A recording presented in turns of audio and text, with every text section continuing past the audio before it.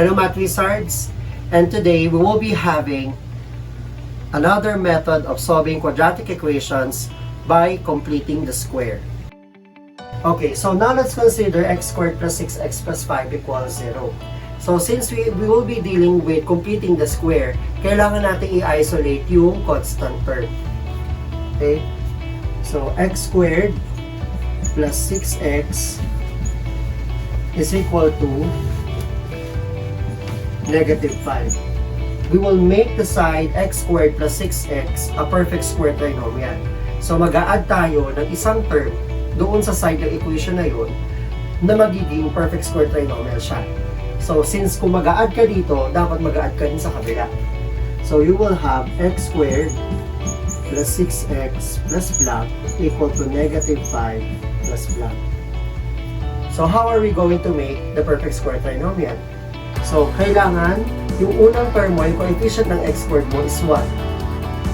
And then, if 1 na siya, you move to the second term, which is 6x divided by 2. Divide the coefficient by 2. So, 6 divided by 2 is 3. Square it, you will get 9.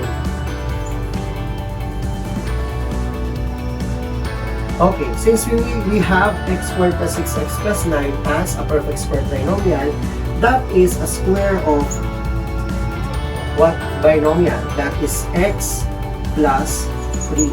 Square root mo yung first term, ito yun. Copy the sign of the middle term, which is positive, and get the square root of the last term, which is 9. Square root ng 9 is 3. So you will be leading to negative 5 plus 9, you will get positive 4. Okay. We are done with the completing the square part. Now, we will now extract the square roots para makuha natin yung value ng x. Okay, so in this case, x plus 3 is equal to positive negative 2. We will be having two solutions. X plus 3 is equal to positive 2 or x plus 3 is equal to negative 2. Continue, magiging x is equal to 2 minus 3 or x is equal to negative 2 minus 3. Continue, x is equal to negative 1 or x is equal to negative 5. So therefore, our solution set will be negative 1 and negative 5. Okay, so now let's have another example. So considering x squared minus 5x plus 6 is equal to 0. Okay? Kung mapapansin nyo, ngayon, yung literal coefficient ng middle term or ng linear term is odd number. So pag dinivide siya, hindi siya divisible by 2. So pag dinivide siya, magiging fraction siya later. So tignan natin kung ano mangyayari. Isolate muna natin yung first, yung constant term. X squared minus 5x is equal to negative 6. And then add up both sides of the equation to make one of the sides a perfect square trinomial. So divide natin yung 5 ng 2 and then square it. Square mo yan, 25. Square mo yung denominator, 4. 25 over 4.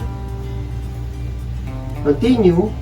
So, itong expression na to will be a square of a binomial. And that is, square root mo to, x, copy the sign of the middle term, negative, square root mo yung 25, 5, over, square root yung 4, 2, square.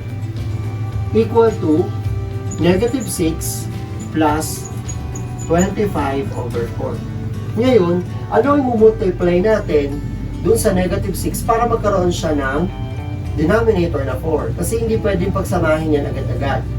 So, mag-multiply tayo sa numerator at denominator na 4 over 4. Okay? So, continue. X minus 5 halves squared is equal to negative 6 times 4 is negative 24 over 4. Plus 25 over 4. Combining the two fractions, you will be having negative 24 plus 25 is 1 half, 1 over 4. Extract the square roots. You will get next x minus 5 halves is equal to positive negative 1/4. Okay, so ang mangyayari, you will be having 1 half pala yan. 1 half. Okay, so we will be having two equations. X minus 5 halves is equal to 1 half, or x minus 5 halves is equal to negative 1 half. Continue natin. Solve for x. So, ililipat yung negative 5 halves by addition property of equality, magiging 1 half plus 5 halves, or x is equal to negative 1 half plus 5 halves. Continuing, you will get 1 plus 5, that is 6 over 2, or x is equal to 3. Sa kabilang side, x is equal to negative 1 plus 5 is positive 4 over 2. X is equal to 2. Therefore, the solution set will be positive 3 and positive 2. Now, let's consider 2x squared minus x minus 6 equals 0. So, ang leading coefficient natin ngayon ay greater than 1. So, again, divided all sides by 2. So, you will get x squared minus x over 2 minus 3 is equal to 0. So, solve it by extracting square, solving by completing the square, x squared minus 1 half x, pareho lang yun, sa x over 2 is equal to 3. Add something to add 1 to add a term to both sides of the equation to make it a perfect square trinomial. So, x squared minus 1 half x. Okay. So, ngayon, kunin natin yung linear coefficient ng linear term, divide it by 2, or multiply it by 1 half. So, ang magiging sagot is negative 1 over 4. Square it, magiging 1 over 16. 1 over 16. Okay. So, ngayon, ito ay perfect square trinomial na. We will get the equivalent binomial of that perfect square trinomial, which is x minus 1/4 squared. So, is equal to 3 plus 1 over 16. Ngayon, iisip tayo ng number na multiply natin sa 3 para magkaroon siya ng denominator na 16. So, multiply it by 16 over 16. Continue, x minus 1/4 squared is equal to 3 times 16 is 48 over 16 plus 1 over 16. So, continue, x minus 1/4 quantity squared is equal to 48 plus 1 is 49 over 16. Extracting square roots, you will get x minus 1/4 is equal to positive negative 7 over 4. So, x minus 1/4 is equal to 7 over 4, or x minus 1/4, solving for x, is equal to negative 7 over 4.